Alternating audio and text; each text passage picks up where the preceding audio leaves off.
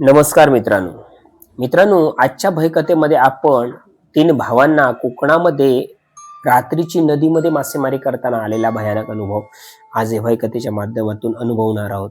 जो अनुभव आपल्याला पाठवलाय संतोष मोरे यांनी, आणि त्यांनी जो काही अनुभव त्यावेळी घेतलाय तो त्याने आम्हाला शेअर केलाय, तो आज आपण ऐकणार आहोत. तर कोकणामध्ये ही रात्रीची मासेमारी नदीमध्ये केली जाते आणि फेब्रुवारीच्या नंतर मे महिन्याच्या एंडिंगपर्यंत हा जो मधला जो काळ आहे ना, तो त्या मासेमारीसाठी चांगला काळ मानला जातो. कारण तेव्हा नदीतील पाणी कमी झालेलं असतं, प्रवाह कमी झालेला असतो, त्यामुळे मोठमोठे मासे नदीमध्ये मिळत असतात. आता संतोष मुंबईला राहायचा कामानिमित्त, आई वडील बहीण आणि तो मुंबईला राहायचे. परंतु गावामध्ये त्यांचं कुडाळ तालुक्यामध्ये घर होतं. त्या गावातल्या घरामध्ये सगळे सणवार त्यांचे चालायचे. तर गावी त्याचे काका काकी आणि त्याचे दोन भाऊ जे कॉलेजमध्ये शिकत होते. असा काकांचा जो परिवार होता तो मूळ गावामध्ये राहायचा, संतोष मुंबईला राहायचा. संतोषला मासेमारीची फार आवड होती पहिल्यापासूनच. त्याला शेतीची देखील आवड होती, मासेमारीची आवड होती. परंतु मुंबईवरून त्याला सुट्टी मिळायची नाही, त्यामुळे हा सगळा अनुभव याची त्याला संधी मिळायची नाही. आता मे महिन्याचे दिवस होते आणि संतोष 4 दिवसाची सुट्टी काढून गावी आलेला काकाकडे, आपल्या मूळ गावी. आणि गावी आल्यानंतर त्याने लगेचच त्याच दिवशी काकाला सांगितलं की काका, उद्या रात्री आपल्याला मासेमारी करायला जायचंय नदीमध्ये. खूप वर्षापासूनची इच्छा आहे आणि मला मासे खायचे आहेत, त्यामुळे उद्या आपण मासेमारी करण्यासाठी नदीमध्ये जाऊया. तर काका म्हणतो ठीक आहे, उद्या आपण संध्याकाळी 8-8:30 वाजता जाऊया म्हणून. तर तो दिवस निघून जातो. दुसरा दिवसही निघून जातो. म्हणता म्हणता संध्याकाळ होते, 7 वाजतात आणि संतोषला आठवतं की आपल्याला मासेमारी करायला जायचंय. तो आता काकाची वाट पाहत होता, कारण काका शेतावरती गेलेला. त्याचे जे 2 भाऊ होते, एक त्याचं नाव होतं एकाचं समीर आणि एकाचं अजित, हे घरी होते. आणि आता हे तिघेही काका येण्याची वाट पाहत होते की ते आल्यानंतर आपण मग नदी मासेमारी करण्यासाठी जायचं. 6:15च्या दरम्यान संतोषचा काका घरी येतो आणि संतोष म्हणतो की काका चल, मासेमारी करायला जायचंय ना, लवकर काय ते चहा वगैरे पी, थोडासा फ्रेश हो, आपण मासेमारी करण्यासाठी जाऊया नदीमध्ये म्हणून. तर काका तेव्हा सांगतो की नाही रे, आज शेतामध्ये काम भरपूर झाले, त्याच्यामुळे मी खूप दमलोय, आज मला यायला जमणार नाही. तुम्ही एक काम करा, तू, अजित आणि समीर तिघे जण जा ना मासेमारी करायला, आणि काय मिळते ते मासे घेऊन या, आपण इथे ते मग बनवून मग खाऊ म्हणून.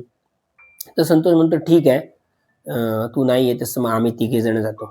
आणि मित्रांनो, तेव्हा त्या गॅसच्या बत्ती मिळायच्या, पेट्रोमॅक्सच्या. त्याच्यावरती तो जाळीदार मेंटल असायचा आणि तो मेंटल खटक्याने पेटवला की मग उजेड व्हायचा. तर त्यांनी त्या तिघांनीही ती पेट्रोमॅक्सची बत्ती पेटवून घेतली हातामध्ये. मासेमारी करण्यासाठी लागणारं जाळं घेतलं, मासे साठवण्यासाठी पिशवी घेतली आणि एक छोटीशी बॅटरी घेतली. कदाचित मेंटल वगैरे गेला तर त्या बॅटरीच्या आधारावरती घरी येता यावं म्हणून, कारण अंधार असतो आणि नदीमध्ये झाडं झुडपं असतात, त्यामुळे जर समजा तो मेंटल गेला आणि बत्ती बंद झाली तर घरी येता यावं म्हणून ती छोटी बॅटरी घेतलेली. आणि आता काकाचा हे निरोप घेऊन त्याला सांगून निघणार होते की काका आम्ही जातोय, 1-1.5-2-2.5 तासामध्ये पुन्हा रिटर्न येऊ म्हणून. हे बाहेर पडणार ती बॅटरी घेऊन, ते सर्व साहित्य घेऊन तिघेही. तेवढ्यात मात्र काकाने त्यांना थांबवलं आणि काका संतोषला म्हणाले, संतोष, अरे तू मासेमारी काढण्यासाठी जाताय खरे, आता 8:30 पावणे 9 वाजले, 12च्या आत घरी या, 12 पर्यंत थांबू नका नदीमध्ये. आणि तुम्हाला एक सांगतो, तिथे पुढे गेल्यानंतर जिथे 2 प्रवाह वेगवेगळे होतात नदीचे ना, तर तिथे एक मोठं अर्जुनाचं झाड आहे. मित्रांनो, कोकणामध्ये तुम्ही असाल ना, तर त्याला ऐनाचं झाड म्हणतात. जे सफेद खोड असतं त्याचं, ते ऐनाचं झाड म्हणतात आणि शुद्ध भाषेमध्ये त्याला अर्जुनाचं झाड म्हणतात. तर काका सांगतो की ते जे अर्जुनाचं ऐनाचं जे झाड आहे ना, तिथे मासेमारी करण्यासाठी जाऊ नका तुम्ही पुढे गेल्यानंतर, त्याच्या अगोदर तुम्ही घरी या म्हणून. तर संतोष म्हणतो की काका तिथे कशाला नाही, अरे तिथे तर मासे मिळतात चांगले चांगले. पण काका म्हणतो की नको, तिथे मासे मिळू देत नाही तर नाही मिळू देत, पण त्या अर्जुनाच्या झाडाकडे तुम्ही जाऊ नका, त्याच्या अगोदर तुम्ही घरी या म्हणून. तर संतोष म्हणतो नाही, कशाला नाही जायचं ते सांग तरी, कारण तिथेच मासे मिळतात, तर मी आज मन बनवलं की तिथे जायचं मासेमारी करण्यासाठी म्हणून. तर काका आता काय यांना सांगणार. कारण काही गोष्टी ह्या सगळ्या काकाला माहीत होत्या, पण त्याला, संतोषला आणि त्या आपल्या मुलांना त्याला सांगायच्या नसतात. म्हणून तो ह्या गोष्टी लपवत होता, की ती जागा थोडीशी डेंजर आहे, खतरनाक आहे. तिथे कोण जात नाही मासेमारी करण्यासाठी. परंतु हा सांगणार कसा? सांगितलं तर हे घाबरणार. मग काका त्यांना सांगतो, की "नाही रे, तिथे पाणी खूप आहे. तिथे चिखल आहे, दलदल आहे. म्हणून मी तुम्हाला सांगतो तिथे जाऊ नका." तर मग संतोष म्हणतो, की "ठीक आहे काका, तू आता सांगतोस एवढं तर मग नाही जात आम्ही. त्याच्या अलीकडनंच आम्ही घरी येऊ." म्हणून. आणि हे तिघेजण आता त्या शेतातल्या पायवाटेने सगळं साहित्य घेऊन त्या नदीमध्ये उतरले आणि त्या गॅसबत्तीच्या उजेडामध्ये हे प्रवाहातून ढोपराच्या खालीपर्यंत पाणी होतं आणि त्या प्रवाहातून हे चालतायत तिघेही. एका भावाने घेतले पिशवी घेतली आहे, एका भावाने ती बत्ती धरली आहे आणि संतोष ते छोटं जाळं पकडून मासे धरत होता आणि त्या पिशवीमध्ये टाकत होता. परंतु आता छोटे-छोटे मासे त्यांना मिळत होते. म्हणजे बोटाच्या एवढ्या लांबीचेच मासे त्यांना मिळत होते. मोठे मासे काय त्यांना रात्री मिळत नव्हते. संतोष आता खूप नाखुश झाला, की एवढ्या वर्षांनी ही संधी आली होती मासे पकडण्याची आणि खाण्याची, परंतु मासे तसे काही मिळत नाहीये. हा नाखुश झाला होता. तरी देखील तो पुढे चालतोय, पुढे चालतोय, पुढे चालतोय. मासे काय त्यांना तसे मिळत नव्हते हवे तसे. तर संतोष आता म्हणतो, की चला आता आपण पुढेपर्यंत जाऊया आणि बघूया पुढे तरी मासे मिळतात का. तेवढ्यात त्यांना 1, 2, 3 खेकडे पाण्यामध्ये चालताना त्या पाण्याखालून दिसले, काळेकुट्ट असे. तर मग हा जो संतोष होता तो मासे धरण्यात पटाईत होता. त्याला आवड होती आणि त्याला माहिती देखील होती मासे कसे पकडतात, खेकडे कसे पकडतात. त्याने त्या 2-3 खेकड्यांना पकडलं आणि पिशवीमध्ये टाकलं आणि ते वरून तोंड बंद करायला असं हातामध्ये धरायला सांगितलं भावाला आणि पुढे मासेमारी करत, करत चालले. आता त्यांना मात्र थोडे मोठे, लहान असे मासे मिळत होते. आता संतोष खुश झाला, की ठीक आहे आता बऱ्यापैकी मासे मिळतायत, खेकडे मिळतात, आपण पुढेपर्यंत जाऊ. तर हे पुढे जात असताना मात्र त्याचे 2 भाऊ जे अजित आणि संतोष त्याला सांगत होते, की "अरे दादा, बाबांनी सांगितलं माहिती आहे ना, त्या अर्जुनाच्या झाडाकडे आपल्याला जायचं नाहीये, तर आपण तिकडे नको जाऊया हां." तर संतोष म्हणतो, "हो, तिकडे नाही जायचंय. मला देखील माहिती आहे. आपण त्याच्या अगोदरच घरी जाऊ म्हणून. मासे जेवढे मिळतील तेवढे घेऊन." आणि आता हे मासे पकडतायत, पुढे चाललेत त्या प्रवाहानं पुढे जातायत आणि मासे आता यांना बऱ्यापैकी मिळायला लागले. तसे खेकडे देखील मिळतायत. आता संतोष खुश झाला, की चला आता मनासारखे मासे मिळतात. आज भरपूर खायला मिळाले. आणि हे तिघेही खुश झाले ते मिळणारे मासे पाहून. मोठमोठे मासे मिळायला लागले, मोठमोठे खेकडे मिळायला लागले त्यांना आणि तिघेही त्या आनंदाच्या भरात खुश होऊन पुढे चालले. आता तो रात्रीचा सगळा प्रवास त्या पाण्यातून करत असताना, ती मासेमारी करत असताना, ते कधी त्या अर्जुनाच्या त्या ऐनाच्या झाडाकडे येऊन पोहोचले हे तिघांना देखील कळलं नाही. आत्ता 25 ते 30 फुटावरती ते मोठं असं पाण्याच्या प्रवाहाला लागूनच असं वाकडं ते अर्जुनाचं झाड होतं, भलं मोठं. मोठमोठ्या फांद्या होत्या आणि ते अर्जुनाचं झाड असं थोडंसं पाण्यातून असं वाकलेलं, उंच गेलं होतं. आता त्या अर्जुनाच्या झाडाची जो आकार आहे, तो त्या काळाकुट्ट आकार त्या अंधारामध्ये त्यांना असं दिसत होता आणि आता तिघांनी पाहिलं, की त्या आपण अर्जुनाच्या झाडाकडे आलो, जिथे काकाने सांगितलं होतं, की जायचं नाही म्हणून. परंतु ह्या तिघांनी त्या गोष्टीकडे जाणून-बुजून दुर्लक्ष केला. कारण मासे मिळत होते, खेकडे मिळत होते आणि हा सगळा आनंद त्यांना घ्यायचा होता आणि ह्या आनंदाच्या भरात त्या सगळ्या गोष्टी काकांनी सांगितलेल्या सगळ्या संतोष विसरला होता आणि आता मात्र ते 25-30 फुटावरचं अर्जुनाचं झाड होतं आणि यांना मात्र भरपूर मासे मिळायला लागले. मोठमोठे खेकडे दिसायला लागले. म्हणजे संतोषने आपल्या आयुष्यामध्ये एवढे खेकडे पाहिलेच नव्हते मोठमोठे. असे भले मोठे खेकडे त्याला मिळत होते. मोठमोठे मासे आजूबाजूने फिरत होते. तो धरण्याचा प्रयत्न करतोय. तसे मासे त्या जाळ्यात येऊन सुटून पुन्हा पाण्यामध्ये पडत होते आणि जात होते. तसा हा पुन्हा त्या माशांना धरण्याचा प्रयत्न करतोय. आणि आता मात्र त्यांची पिशवी जवळ-जवळ अर्ध्यापेक्षा जास्त म्हणजे पाऊण पिशवी जी 5 किलोची पिशवी असते ना, ती पाऊण पिशवी त्यांची आता खेकड्यांनी आणि त्या माशांनी भरली होती.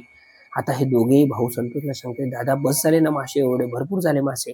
आणि ते बघ ते पुढे अर्जुनाचं ऐनाचं झाड आहे जिथे बाबांनी जाऊ नको म्हणून सांगितलं. "चल आपण जाऊया इथूनच." तर संतोष सांगतो, की "ठीक आहे, जरा थोडंसं पुढे जाऊया आपण आणि 1-2 मासे मोठे मिळाले, की आपण मग घराकडे जायला निघू." आणि तसे हे आता पुढे जातायत. तसं ते झाड त्यांना जवळ-जवळ येतंय आपल्या असं वाटायला लागलं. आणि मित्रांनो, एका क्षणी त्या पाण्यामध्ये सगळीकडे खेकडेच खेकडे संतोषला आणि त्याच्या दोन भावांना दिसू लागले. म्हणजे जिकडे तिकडे नजर मारावी ना, तिकडे सगळीकडे खेकडे असे काळे कुट्टे इकडे तिकडे असे फिरतायत त्या पाण्यामध्ये, असं त्यांना दिसायला लागलं.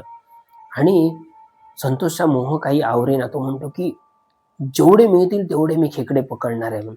ते दोघेही भाऊ त्याला सांगतायत की दादा नको, चल आपण त्या अर्जुनाच्या झाडाकडे आलोय, चल आपण घरी जाऊया. पण हा काय ऐकत नव्हता. तो म्हणतो थांबा रे, तुम्ही काय घाबरू नका, मी आहे ना तुमच्या सोबत, काही नाही होणार. काकांनी काय सांगितलंय ना ते त्या काही गोष्टी अशाच असू शकतात, तुम्ही काय घाबरू नका, आपण थोडेसे खेकडे पकडून जाऊया म्हणून. आणि तो खेकडे धरण्याचा प्रयत्न करतोय, पण ते खेकडे मात्र आता त्याच्या हातात येत नव्हते. आता तो एक बरंच 5-6 मिनिटं प्रयत्न करत होता ते खेकडे पकडण्याचा, पण ते खेकडे मात्र त्याच्या हातात येत नव्हते. आता याला देखील आता थोडीशी जाणीव झाली की आपल्याकडून काही अति होते की काय. म्हणून तो आता सरळ उभा राहिला त्या पाण्यामध्ये आणि त्या भावांना सांगतोय की काय करूया, चला आपण जाऊया आता. आणि असं म्हणता म्हणता ते जे अर्जुनाचं झाड होतं ना, असं आडवं पाण्यामध्ये, त्या पाण्याच्या त्या खोडावरनं एक अशी पांढरी शुभ्र साडी अशी त्या प्रवाहातून वाहते. म्हणजे ती अडकलेली होती त्या खोडाला आणि बाकीचा जो तिचा भाग आहे ना साडीचा, असा तो पाण्यामध्ये असा असा वर खाली वर खाली होत होता. आता याच्यावरती पटकन ह्या तिघांची नजर गेली आणि तो पेट्रोमॅक्सच्या बत्तीचा उजेड होता, त्याच्यामुळे ते पांढरं शुभ्र जे जी साडी होती ना ती त्यांना स्पष्ट दिसली. आणि हे तिघेही घाबरले, परंतु निरखून पाहिलं ना तर त्यांना दिसलं की अरे, ही तर साडी पांढरी शुभ्र अडकली आणि ती प्रवाहामध्ये अशी हलते. ते भूत वगैरे असं काही नाहीये, ही साडी आहे. ते पुढे गेले आणि ती साडी संतोषने अशी ओढून, म्हणजे ती पाण्यात पुढे प्रवाहामध्ये वाहून जाण्यासाठी म्हणून ओढायची आणि पुढे सरकवायची, असं त्याने तो मनामध्ये विचार केला. आणि ती साडी त्याने हातामध्ये पकडली आणि तो खेचून ती साडी त्या प्रवाहामध्ये पुढे घालवणार. एवढ्यात मित्रांनो, त्या साडीच्या खालून, ती पांढऱ्या शुभ्र साडीच्या खालून एक काळी अशी आकृती बाहेर आली आणि त्या तिघांच्या बाजूने पुढे निघून गेली. आता तिघेही घाबरले, त्यांना काही समजेना. ते दोघे भाऊ संतोषला विचारतात की दादा काय गेलं हे आता काळं आमच्या बाजूने. तर संतोष म्हणते मला पण काही समजलं नाही रे, काय ते एखादा मोठा मासा तर असेल असं मला वाटतंय म्हणून. तर ते भाऊ म्हणतात नाही रे दादा, एवढे मासे तर या पाण्यामध्ये नसतात, ही भली मोठी आकृती आहे, एक 7-8 फुटाची, आणि तो मासा तर नाही आहे 100%, कारण एवढ्या स्पीडमध्ये असा मासा आपल्या बाजूने जाणार नाही. तर संतोष म्हणतो की तुम्ही घाबरू नका, चला आपण पाण्यातून बाहेर जाऊन घरी जाऊया, आता आपल्याला बस झाले तेवढे मासे. आता फुल पिशवी त्यांची भरली होती आणि त्या भावाने अशी मोठीमध्ये पकडून खाली आणि वर अशी पकडली होती. आणि हे बाहेर आता प्रवाहातून त्या काठावरती येणार आणि मग ते शेताच्या पायवाटेने घराकडे येणार.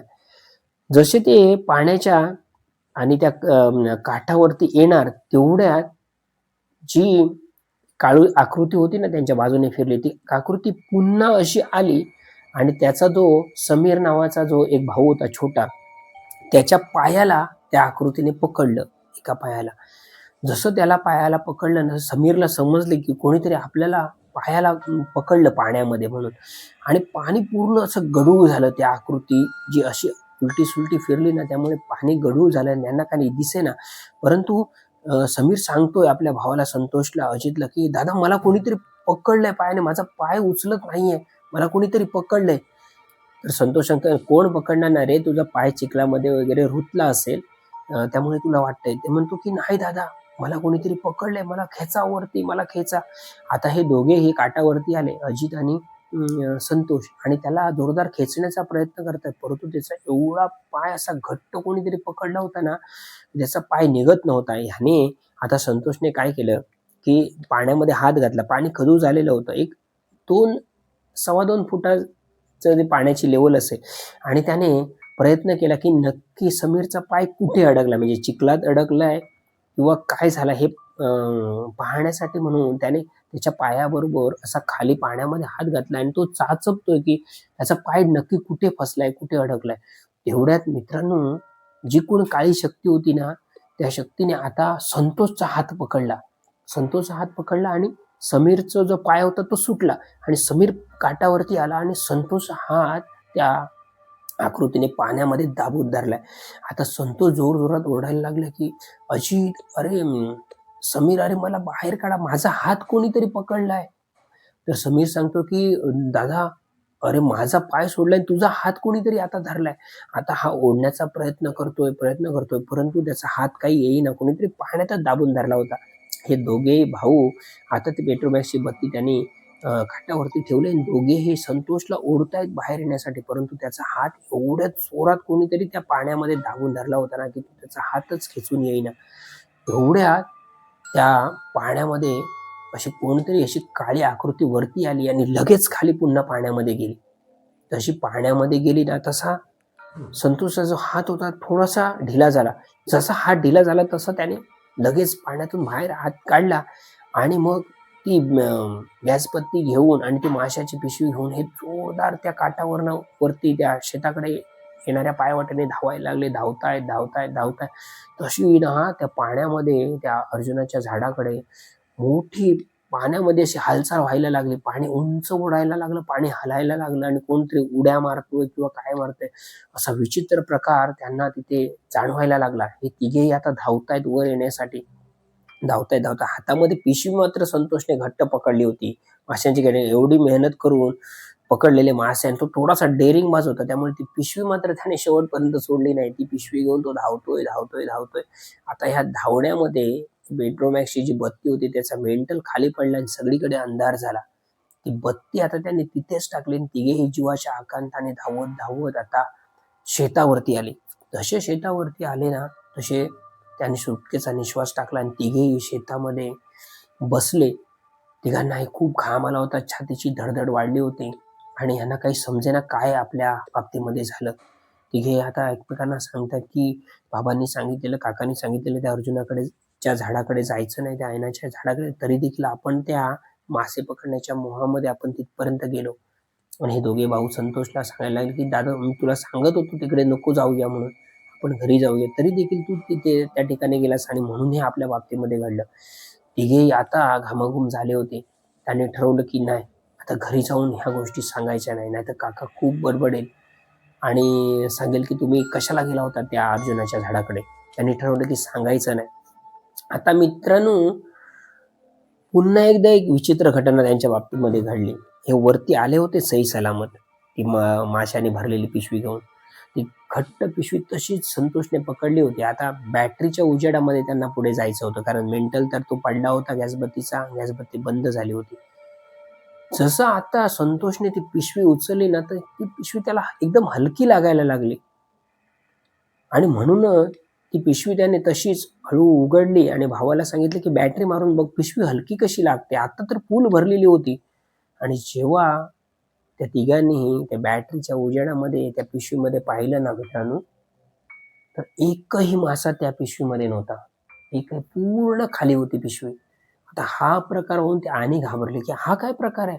आता तर ती पिशवी 1.5-2 तास आपण फिरून मासे पकडले, एवढे मोठे खेकडे पकडले, मासे पकडले, फुल पिशवी भरली. एवढी जड पिशवी होती की हातामध्ये ती तोलत नव्हती, एवढी पिशवी ती भरलेली. आणि आता असं अचानक काय झालं, अचानक त्याच्यातले मासे कसे काय गायब झाले. आता ती पिशवी त्यांनी तिथेच टाकली आणि पुन्हा एकदा ते जोरदार पळायला लागले की हा काहीतरी भुताटकीचा प्रकार आहे, हा काहीतरी विचित्र प्रकार आहे. आणि काकाने सांगितलेलं तेच खरंय, चला धावा. तिघे धावतात. आता मित्रांनो, 11:15 वाजले होते. 11:15 वाजता हे तिघेही घरात आले. तर काका वगैरे त्यांनी दरवाजा लावून बाहेरची लाईट चालू ठेवून काका आतमध्ये होते, यांची वाट पाहत होते, राहिले कुठे. हे जसे पळत अंगणामध्ये आले, जोरदार हाका मारायला लागले, बाबा दरवाजा उघडा. हा संतोष सांगतोय की काका दरवाजा उघड, बाहेर ये. आता हे तिघे काका काकी बाहेर आले आणि यांचे चेहरे पाहून यांना आश्चर्य वाटलं. अरे तुम्ही एवढे घाबरलेले का दिसताय, तुमचे हातपाय काय थरथरतात, काय झालं काय, आणि मासे कुठे आहेत, आणि बाकीचं सामान कुठे आहे, जाळं नेलेलं, ती बत्ती नेलेली, पिशवी नेलेली, ते सगळं आहे कुठे. ते आधी पहिले घरात आले तिघे धावत. आणि त्याचे 2 भाऊ होते ना, अजित आणि समीर, ते रडायलाच लागले अक्षरशः तो सगळा प्रकार अनुभवून. आणि संतोषला देखील त्याचा श्वासोच्छ्वास वाढला होता, त्याच्या हृदयामध्ये धडधड वाढली होती. काही 10-15 मिनिटाने थोडेफार ते शांत झाले आणि काकाला घडलेला प्रकार सगळं संतोषने सांगितला होता. की काका त्या मासे मारण्याच्या नादामध्ये, पकडण्याच्या नादामध्ये आम्ही कधी त्या अर्जुनाच्या झाडाकडे पोहोचलो आम्हाला समजलं नाही आणि तिथे जाऊन आम्हाला मोठमोठे खेकडे मासे दिसायला लागले आणि मग ते धरण्याच्या नादामध्ये आम्ही बराच वेळ तिथेच होतो आणि त्यानंतर असा प्रकार घडला आणि सगळा प्रकार त्यांनी तो काकाला सांगितला. तेव्हा मात्र संतोषने विचारले, काका हा प्रकार नक्की कशामुळे घडला आणि तू कशाला सांगत होतास की तिकडे जाऊ नकोस, तू त्या अर्जुनाच्या झाडाकडे मासे पकडायला जाऊ नकास म्हणून. तर मग त्यानंतर काकाने त्याला खूप शिव्या दिल्या त्या तिघांना, की मी सांगितलं होतं ना तुम्ही तिथे जाऊ नका, तरी देखील तुम्ही गेलात, अति शहाणपणा केलात, आता तुमच्या जीवाचं बरं वाईट काय झालं असतं. काका त्यांना खूप बडबडला, आपल्या मुलांना देखील बडबडला. परंतु संतोष मात्र त्यांना सांगतो, काका नक्की सांग, नक्की त्या ठिकाणी आहे तरी काय. तर काका मग त्यांना सांगायला लागला की अरे बरीच वर्ष झाली, 25-30 वर्ष झाली, एकदा म्हणजे जेव्हा पाऊस बंद होण्याचा सीझन असतो ना, ऑक्टोबरच्या आसपास, तेव्हा अचानक नदीचं पाणी वाढलं आणि कोणतरी एक बाई कपडे धुण्यासाठी नदीमध्ये आली होती आणि अचानक पाणी वाढल्यामुळे ती त्या पाण्यामध्ये वाहून गेली आणि वाहून गेल्यानंतर तिचं जे प्रेत आहे ना, ते अर्जुनाचं जे झाड आहे आडवं त्या पाण्यामध्ये, त्या प्रवाहामध्ये ना, त्या प्रवाहाच्या एका पाळामध्ये, मुळांमध्ये तिचं प्रेत येऊन अडकलं आणि ही गोष्ट मग 2 दिवसांनी कळली. जेव्हा पाणी कमी झालं, तिची शोधाशोध सुरू झाली ना, त्यानंतर मग शोधता मग तिचं प्रेत त्या अर्जुनाच्या त्या ऐनाच्या झाडाच्या त्या पाळामध्ये, मुळांमध्ये अडकलेलं मिळालं होतं आणि तेव्हापासून जे मासेमारी करण्यासाठी नदीमध्ये त्या अर्जुनाच्या झाडाकडे जायचे ना, त्यांच्या बाबतीमध्ये हा प्रकार घडायचा. ती बाई तिथे बसलेली दिसायची, ती पाण्यामध्ये तरंगत असताना दिसायची. असे वेगवेगळे प्रकार तिथे व्हायला लागले. म्हणून मग गावातले किंवा वाडीतले लोक ना, त्या अर्जुनाच्या झाडाकडे 20-25 वर्ष झाली, तिथे मासे पकडायला जायचे नाही. तिथे तुम्हाला अशा विचित्र घटना घडतात, की मासे दिसतात, खेकडे दिसतात आणि त्या सगळ्या हा तुम्हाला फसवण्याचा सगळा हा प्रकार असतो, जेणेकरून त्या तुम्ही अर्जुनाच्या झाडापर्यंत पोहोचाल म्हणून. आणि तेच तुमच्या बाबतीमध्ये घडलं आणि तुम्ही त्या सगळ्या मोहामध्ये त्या अर्जुनाच्या झाडाकडे पोहोचलात. तुमचं दैव बलवत्तर, वेळ आपली चांगली, की तुम्हाला काही त्याच्यापासून त्याची बाधा झाली नाही किंवा इजा पोहोचली नाही, हेच आपल्यासाठी खूप आहे. तर मित्रांनो, असा एक भयानक प्रकार संतोष यांच्या बाबतीमध्ये घडला होता, तो त्यांनी आम्हाला सांगितला आपल्या चॅनलवरती. मी तुम्हाला सांगितला. तो अनुभव कसा वाटला हे नक्कीच कमेंट करून सांगा. तुम्ही चॅनलवर नवीन असाल तर चॅनलला सबस्क्राईब करा, म्हणजे असे भयानक अनुभव कोकणातले तुम्हाला, कोकणातलेच काय इतर ठिकाणाचे देखील जे भयानक अनुभव तुम्हाला या चॅनलवरती ऐकायला मिळतील. आजपर्यंत मी दिलीप आपल्या सर्वांची मनापासून रजा घेतो. धन्यवाद.